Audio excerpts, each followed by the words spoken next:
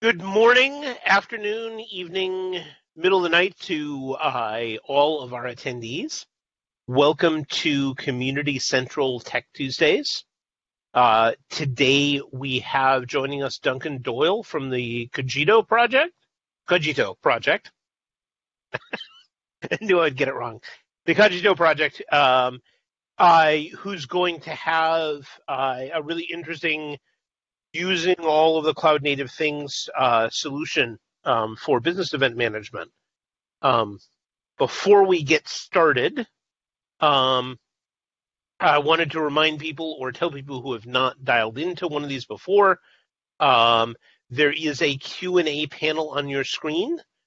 Please ask questions there, and at the end of the main presentation, we will be taking the highest rated questions. And Duncan will answer them on screen. And with that, Duncan, do you want to explain Kogito? Josh. Yes, I want to explain Kogito. I think I've got like 40 minutes to do so. So I will try my best. I'll share my screen as well. That should be the one. First, I'll introduce myself very quickly for the people that don't know me. My name is Duncan. I live in the Netherlands, which explains the funky accent. And I'm the technical marketing manager for the business automation platforms at Red Hat, and that includes Process Automation Manager and Decision Manager. We have a new upstream community project called Kogito, which is basically a evolution or revolution of our platforms completely focused on cloud and cloud native development and deployment. So I'll walk you through a number of slides, and then we're going to do some live coding. So please pray to your demo gods that this thing will go correct. So that would be appreciated. So Kogito. I'll first explain the logo because we've actually had a Jira asking why our logo is a pirate and why the pirate is winking. First of all, it's not a pirate, and second, he's not winking. It's actually a Viking, and he's missing an eye. It's actually Odin who gave away his eye for wisdom. So that explains the Kogito logo. And as I said, it's not a completely new project. So we haven't started from scratch and rebuilding an entire rules and decision engine and a process engine. It's a continuation of Drools and JBPM and OptiPlanner, but completely redesigned to be cloud native. So we want to build on OpenShift. We want to use technologies like Quercus, KNative, Kafka, and the likes to move our decision management and process automation manager projects into the cloud native world. And why do we want to do that? Basically because we see that traditional business automation, be it process automation, workflow automation, or decision management, always sort of comes down to an architecture as shown on the slide, which basically means you have somewhere in your IT estate a number of servers with a BPM runtime or a decision management runtime on which you deploy your processes, your process definitions, and your rules definitions that then interact with the front-end UIs, omnichannel, what have you, and interact with backend systems to do persistence and transactions and service calls and so forth. However, we all know that we are moving to an architecture that is no longer a layered architecture with some centralized components in there that control processes and workflows. We're moving to an architecture where we really want to have more lightweight services, where we're looking at microservices and so forth. And in my opinion, the whole idea or the foundation behind microservices is really the definition of polyglot architectures, meaning that the services expose their business APIs, their domain APIs in their bound context, but the implementation is hidden, and you pick the right technology for the job at hand. And my philosophy always is, if you have a service that needs to take a decision, if you have a service that needs to implement part of your business rules or part of your business in rules or a stateful workflow, why would you use anything else than a platform or a capability that's targeted at that kind of functionality and those kind of semantics? So why would you take anything else than a rules engine or a decision engine to implement a decision service? And that's exactly what we're aiming to do with Kogito.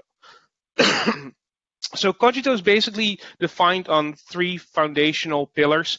First of all, it's cloud native. So that means Kogito, actually the name, I have to explain it. The name actually comes from a Latin phrase, which is cogito ergo sum, which means I think, therefore I am. And in the context of business automation, it becomes cogito ergo automate. I think, therefore I automate. And obviously the K is a name play on Kubernetes. So why do we want to fit into cloud? We think that our technologies, our lightweight technologies, like our rules engine, our Drools rules engine, our JBPM workflow engine, and our Optiplanner AI constraint solver, are perfect fits to implement capabilities in a cloud-native developer's professional toolbox. We want to expose those kind of technologies and that kind of functionality to developers that develop cloud-native applications to help them create these applications quicker, faster, be more productive, and be more focused on the actual business implementation that you need to do. Nobody needs a microservice that reads a message from a Kafka topic just to read a message from a Kafka topic. You read a message from a Kafka topic because you want to do something with that message. Maybe you want to transform it. Maybe you want to persist it. Maybe you want to send it somewhere else. Maybe it needs to kick off a workflow. Maybe you want to apply some rules to see if that message is valid. That's where we come in, and that's where we want to play. So how do we do that? First of all, we built for OpenShift. We want to be kube native. We built on Quercus, and that's a very powerful concept of Kogito. So Quercus is our new cloud-native application development and runtime platform that gives you super fast boot time and very low memory footprint. And that's actually what we utilize in Kogito as well to make these business applications cloud-native. I will not go into all the details here, but basically we want to fit into that cloud world and leverage all the cloud technologies and frameworks and infrastructure around to better fit in an elastic world of containers. So to come back to the Quercus topic, one of the things that Quercus allows us to do, if you look on the left, you see a container node, so say an OpenShift worker node that has a workload deployed. And we used to deploy on a Java EE server, like EAP, or we used to run in a Spring Boot runtime. And Java applications tend to be quite heavy on memory consumption.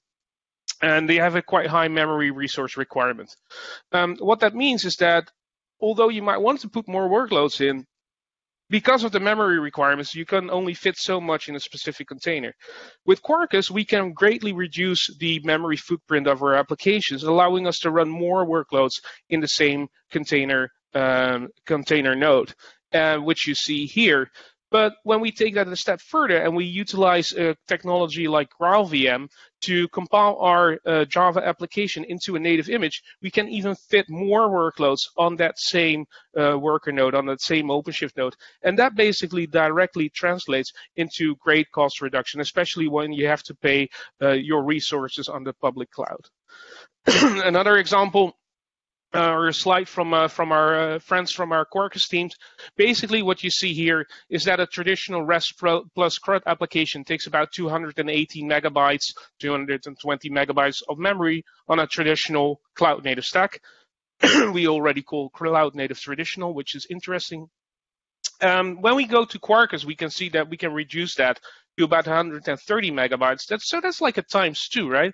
And then when we go to native, we can go down to 35, which basically means that I can run 7 times more workloads when running on Quercus than on a traditional stack. And the same is true for boot time, which is greatly improved as well, which basically means that this opens all sorts of new possibilities to run decision management and rules management and processes and workflows on something like serverless or decisions as a function or whatever you want to call it. And we're going to try to have a quick look at that. The second thing that we want to do is that we want to be exposed and focus more on the business domain rather than the technology. So what does that mean?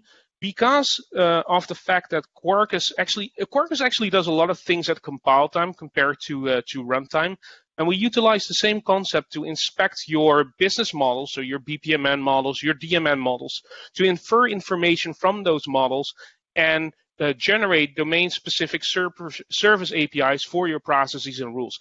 So where you have a traditional application or a traditional decision manager or a process manager application that would expose an API like insert facts or fire rules or get results or start process. With Kogito, we inspect your business assets and we generate a domain-specific RESTful API for you. So now you can do things like evaluate your error miles, or we'll show an example of that later. It also allows us to do context-based data searches and so forth. So this is an example. I'm not going to go into details because we're going to do a little demo that shows this in action. And the third one is developer power. So basically, what we're aiming to do is with Kogito is that we're introducing a new set of tools that integrate with IDEs like Visual Studio Code and Red Hat Code Ready Workspaces to allow developers to use their own Java IDEs, their own IDE, their own platform, their own toolkits to build their cloud-native applications and still be able to use technologies like decision management and rules management and workflows within as capabilities within these microservices. And the other thing that we do with regards to developer power is that we co-generate a lot. So we try to co-generate your RESTful API. Obviously, Red Hat being Red Hat, that is customizable, and you can provide your own if you want. But also when it comes to things like integration with messaging systems like Kafka, for example, the BPMN specification has a concept that that's called event or message events, end message event, start message event. We use that information together with some light Quercus configuration to create Kafka producers and consumers for you. So you don't have to implement those technical details and you can focus on actually delivering the business logic and the logic that helps you build your application. We can also do simplified local development and debugging with a feature called hot reload from Quercus, which basically means that we can change our Java files, but also our DMN files and our BPM models. And we no longer have to package that and then deploy that on a server and then test that. We can simply save those files and they become available immediately in your development environment, in your running application without the need for you to redeploy. So what that gives you is that greatly reduces the round trip from making a change and testing a change like that on a running application from basically a minute and a half, maybe 2 minutes to 2-3 seconds, which is something that you can see here where we have a hot replace total time of about 3 seconds. So this was when I made a change to one of my process definitions here. And without having to change anything, without having to save, I can basically hit that application endpoint again. Quercus detects that, together with the Kogito extension, detects that something has changed. It will do a live recompilation of that part of the application and deploy that immediately. And this, for developers, is very, very useful when developing these kind of business applications. Okay, I've got about 20 minutes for a demo, so we're gonna do some live coding. That's always dangerous, as people know. So we're gonna see. So I created some scripts, so hopefully the demo gods will like this, and we can show some features of building a decision service in Kogito, deploying it to OpenShift, and hopefully get some KNative serverless goodness out of that as well. So I'll create a new Kogito project. Basically, this is simply a Maven command. This basically is a call to a Maven archetype. I'll show you the command later. So this basically is a Maven archetype where we generate a new project using the Kogito Quarkus archetype. That's basically what it does. So we now have a new Maven project here called airmiles function. So let's open that up in VS Code. There we go. I'll make this a bit bigger. And basically it generates a POM file where we have the Kogito Quarkus BOM. We've got the Kogito Quarkus extension going here, and it creates a default resource. I'll move this out of the way quickly, of a BPMN file that we don't need at the moment. So we're going to delete that file. What we're going to do is we're going to build a little decision service that calculates the amount of air miles that you get. I thought when nobody's flying anymore, at least we can pretend that we can still collect some air miles here and there. That determines the amount of air miles based on your frequent flyer status. So we create a new data type. It's called status. We give it the type string. And then we're going to say, well, this is actually an enumeration. And to keep it a bit simple, we're going to provide two values, none and gold, like that. Good. So I'm going to save that. So I've now got a status data type here that I can use in my DMN model. For the people that don't know DMN, DMN stands for Decision Model and Notation. And it's basically an open standard by the Object Management Group, the OMG, the same standard body that's behind BPMN and UML. And decision model and notation basically is to decision management what BPMN is for business process management. So it gives a graphical way and a script language or an expression language called FEEL, which stands for Friendly Enough Expression Language. I'm not making this up. That can be used by both IT developers and business people to define and implement business logic in an executable model. So in DMN, these nodes are called input nodes. So what do we need for our decision? We need a status, and we're going to give that a type of status, and then we need the price of the flight. So do that like that, the price, and we'll say that the price is a number. Great. So we've got our inputs, and now we need to create a decision node. So a decision node in DMN looks like this, and we're going to call that air miles. And then our decision needs inputs. So it needs the status, like so, and it needs the price, like so. We can now select what kind of decision logic we want. So in this case, I'd like to have a decision table, and I can say, well, if that price is below 1,000 and the status is none, then I just want to return the price. And I'll add another rule that, and I'll not implement the entire decision table. That's going to take a bit too much time, but I'll just implement two.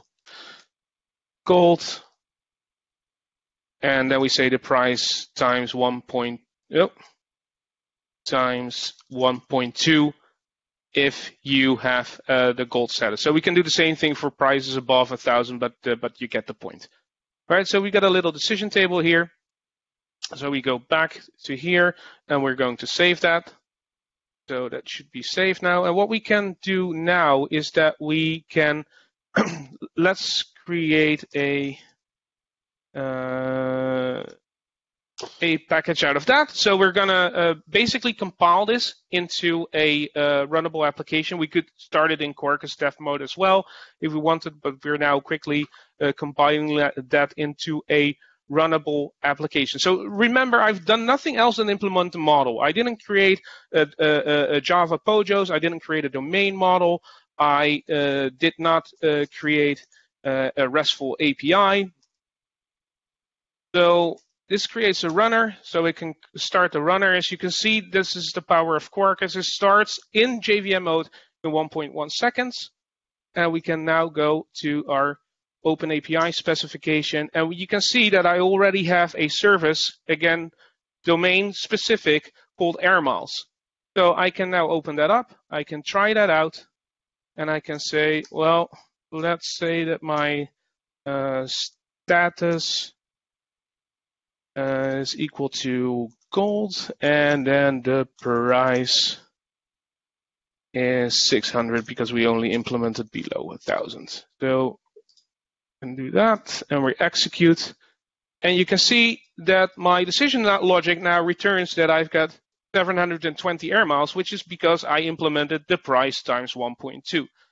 So within some simple, creating simply a model, a decision model that even your business can read and implement, I've now created an entire microservice running on Quercus, which starts literally in 1.1 second. So what we can do now is the power of Quercus, and this will take a couple of seconds. So we fire that up now. Let's go down here. What I want to do now is I actually want to create a Docker image out of this. So I create a new folder. I call that Docker. I've got a little file here prepared already. Copy Docker. Source main Docker. Great. So I've got a little Docker file here. And what we do basically is that we use our Kogito Quarkus image, universal base image, to create a container from. And we copy the runner file of our Kogito application into that container. What I do need to do is that as you can see, this doesn't say jar. This says just runner. So this is a native image. Now there's one thing that I need to do is that I'm running on macOS here. And my container is a Red Hat Linux container. So I need to create a native image that is able to create an image for Linux. And luckily, our Quercus application is able to do that by enabling the native profile here and then saying that we want to have a Quercus native container build, which will basically run this build in a Docker container. So the native image that we create is a native image for Linux and not a native image for macOS. So we'll let that run because what's going to happen now is the following. Quercus utilizes GraalVM and Substrate VM to do ahead of time compilation of your Java application. So it will inspect your application. So first of all, we do code generation with the Kogito Quarkus plugin. So we generate the RESTful APIs for you and all those kind of things. And then GraalVM will look at your application and do all the optimizations that normally the JIT compiler would do ahead of time, which means that it can inspect, it can see what kind of code can be reached, what kind of libraries are needed, etc., and it eliminates everything else and does a lot of optimizations at the same time. And then it creates a native image, which is greatly reduced in size and greatly reduced in memory requirements. So you can see that that's going on here. We'll let that run for a second. So we're going to do something else quickly. One thing that we want to do is that we want to create a new OpenShift project. So I think that I'm still connected. Let's see. Yep. So let's create a new project. I already prepared something earlier, but let's not cheat. So we do an OC new project, which creates an OpenShift project, a new OpenShift project called airmiles function. I can actually show you that here. So there was the previous one. So we've got airmiles function here. And what I've done, this is an OpenShift 4.3 environment. What I've done is that I've already, if everything goes well, installed the OpenShift serverless operator. So this gives me a KNative environment. So I can use KN, the KNative client, to interact with my environment. I can create I can create KNative CRs that will be picked up by the OpenShift serverless operator, so we can deploy our decision microservice sort of as a function on OpenShift. So we've got that running. We can go back here. So this is a little script. What we do here, so like you have an OC client, there is also a KN client, which stands for KNative client. What we can do here is that we can create a new KNative service from a certain image. The only thing is, problem is that we don't have that image yet. So what we'll going to do here is this one is still building. We'll give that a couple of seconds more to finish, and then we can create our Docker container. So compilation is done now. It should be done in a couple of seconds. And the image is created. There we go, total time. So you see that it takes about 2.5 minutes to create a native image like that.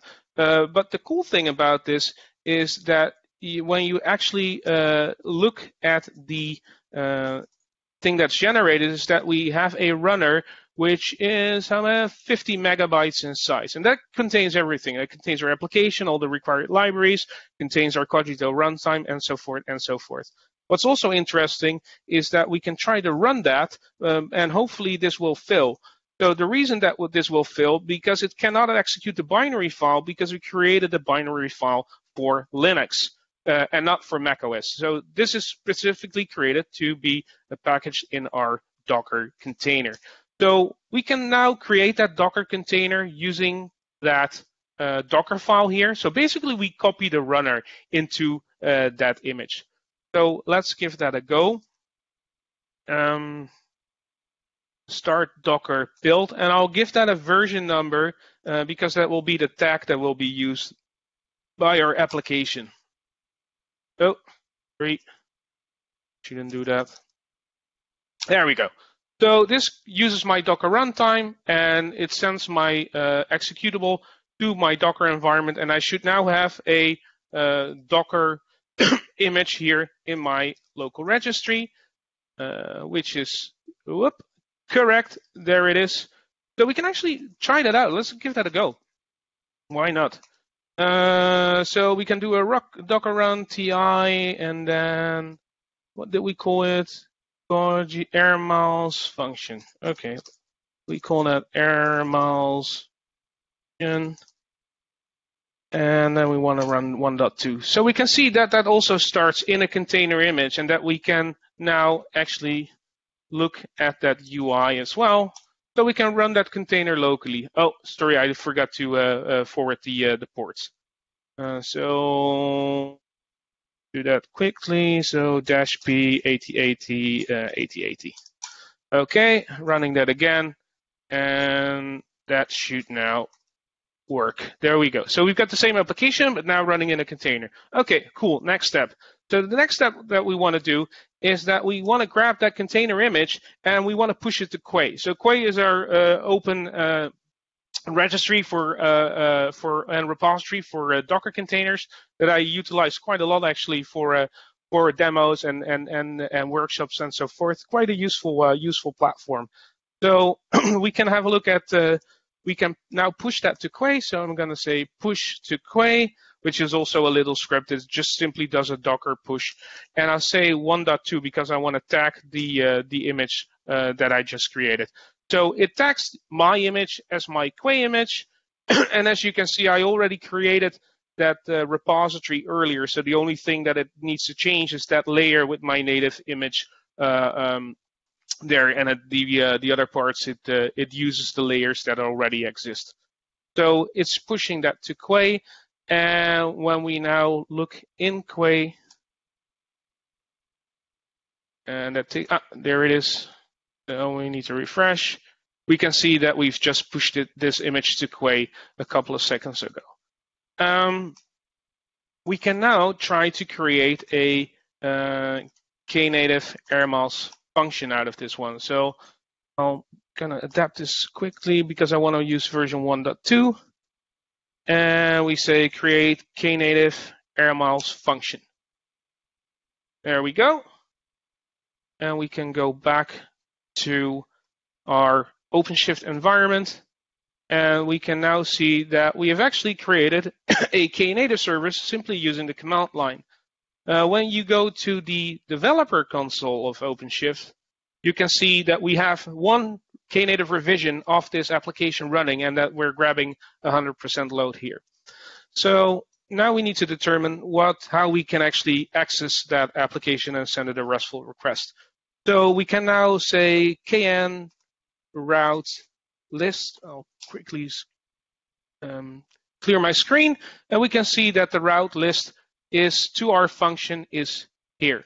So we're going to quickly copy paste that, and I'm going to use Postman here, which is sort of my my RESTful tool of choice. And I'm seeing here, well, this is something I prepared earlier. So we're going to put the correct context here in the URL, and we're going to send a request, and we can see that we get a response back. So we can do that with 700 as well. There we go, and we get 840, which again is 1.2 times the price that we have here. So the interesting part now is that because we are deploying this in KNative, we can see that once we stop hitting the application with load, this one will scale down to 0. So if you're not using your decision function, if you're not using your decision servers for whatever reason, it might be that at night you have less traffic, or that you have a follow the sun scenario for which you use different data centers, you can use this functionality and it will automatically scale down your application to 0, and that takes a couple of seconds to 0, and have that scale to 0 functionality, and that application not taking resources. One thing that I can do in the meantime is let's go back to Visual Studio Code and do something interesting. So let's actually change this price here to 1.5. Say that we want to do a 1.5. We go back to our application here. So we're going to make this change. One downside is that we need to do a full new Maven build with this change, so this is going to take a couple of or 2.5 minutes again, but we can inspect the KNative functionality at the same time. So when we go back to our environment here, so say that we do an OC get pods right now, and we can see that there's no resources found. And the reason that there are no resources found is that KNative figured out that there's no load coming into our application anymore, and you can see that that pod is scaled down. So it's not taking up any resources on our OpenShift platform anymore. What we can do now is that we can send another request, and when we send that request, what will happen is that the ingress will see that the application needs to be available again, and we can see that it quickly fires up another container, another pod, that runs our application. So it's back and serving requests when we start hitting that application with load again. Let's see, this one is still running. What we can do next, what I want to show next in the last 5 minutes, is that I want to show you that you can also, another cool functionality is that we've now changed our decision model and we changed the logic, but maybe we want to expose that decision logic only to a select number of customers, or only to a select number of requests. What we can do is we can create another container image, which is basically what we're doing here right now. So again, this takes some time, unfortunately. And we can create another revision of that container image, and we can then deploy that new revision, and then we can tell KNative, we can tell the routes that they need to consume traffic for a certain percentage of the load of that application. So we can simply say, well, I'm going to deploy a new revision, which is based on this specific container image, and now I want to route 50% of my traffic to this revision of my KNative serverless function, or I want to route 50% to the other one. Let's see if it's already there. Almost, still inlining and compiling. Maybe another cool thing to show is that when you actually run an application and start an application like that, and you have that, that's the cool thing about KNative. It scales down to 0, so we need to get that running again. So it's creating the container. Let's see here. Yeah, almost done. Okay, we got the response back, so it's running again. What you can see is that because we're running this on native image on Quercus, is that the startup time of our application is no longer 1.2 seconds. It's 16 milliseconds. 16 milliseconds in which this application exposes a RESTful API, starts its decisioning engine, opens all the connections, and is ready to serve requests. So it does that in 16 milliseconds. I've been in this space for quite some time, and this to me is actually really impressive. We're gonna do a start Docker build again, and we are gonna call it 1.3. So this is quick. Again, we only have to upload a new native image, so that's done. And then we can do a push to Quay of 1.3, which will again tag the image here, or push it to Quay and tag the image. And hopefully this is done quickly. And there we are. And now we can actually update our KNative function to create another revision. So we're going to update this one to 1.3. So want to use the image 1.3. And what we can see now is that the new container is creating here. What we also can see, however, is when we now look at the KNative revisions, is that we have got two revisions. The first one that we just created and a new one here. We can hit this one with new load, and we can see that the outcome is different as well. And finally, what we can say is, well, we want to update the airmiles function service, airmiles function, and we're going to say that we want to split the traffic between these two. So we want to have this revision take 50% of the load, and the other revision is going to take the other 50% of that load, like so. And when we now check the revisions again, and it's still working there. Let's see, developer. We can see that we now have the load split between two revisions of the same application. And we can see that in our UI as well. And when we now start hitting the application, we can see this one is for the container that's still starting up. We can see that we have an air miles of 840. And when we hit it again, it should hopefully give me the other one. That's another container still creating. Let's see. And this is the other one. So we've got 1050 and 840. We've got one service with two revisions running on a serverless environment with scale to 0. And that's basically what I wanted to show you today. I hope that was interesting, and we can do some Q&A now. Okay. We have a few questions. We only have 5 minutes left for questions. Let's take the first few. So one of the first questions is, Kogito, Red Hat process automation, are these different things? Are they the same thing? If they're different, how are they different? Okay, so Kogito is the cloud native revolution of Red Hat process automation. We are currently, we have today released the 0.9.1 version, which will be the base of our dev preview version that we were supposed to release with Summit. And eventually the plan is to have Kogito be another component within the Red Hat Process Automation Manager subscription offering. Cool. This should be a quick one, which is the developer environment, local environment, etc. Does that work with Podman as well as Docker? I haven't. So I haven't tried it with Postman yet, but I'm pretty sure it will if you do an alias Postman Docker. We are planning on properly testing that, also using things like Postman Compose and the likes. But if it doesn't work, we're gonna fix it because that's our target platform. Yes. Thanks. So another question from Ben here, which is security and privacy. Presumably as well. Yeah. How does that work within this system?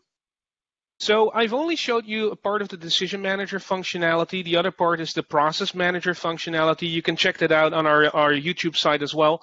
We integrate with Red Hat single sign-on and with Keycloak upstream. So we utilize single sign-on and OAuth 2 and OpenID Connect for security. Okay. So we have a couple of questions regarding UI. One of them was, is there a UI for user interaction for creating human tasks? Hopefully you know what that means. I don't actually. Yeah, I've only showed you the decision manager part. For the process automation manager part, we do something similar. So we also inspect the BPMN models, the domain models, and the likes, and generate RESTful APIs out of that.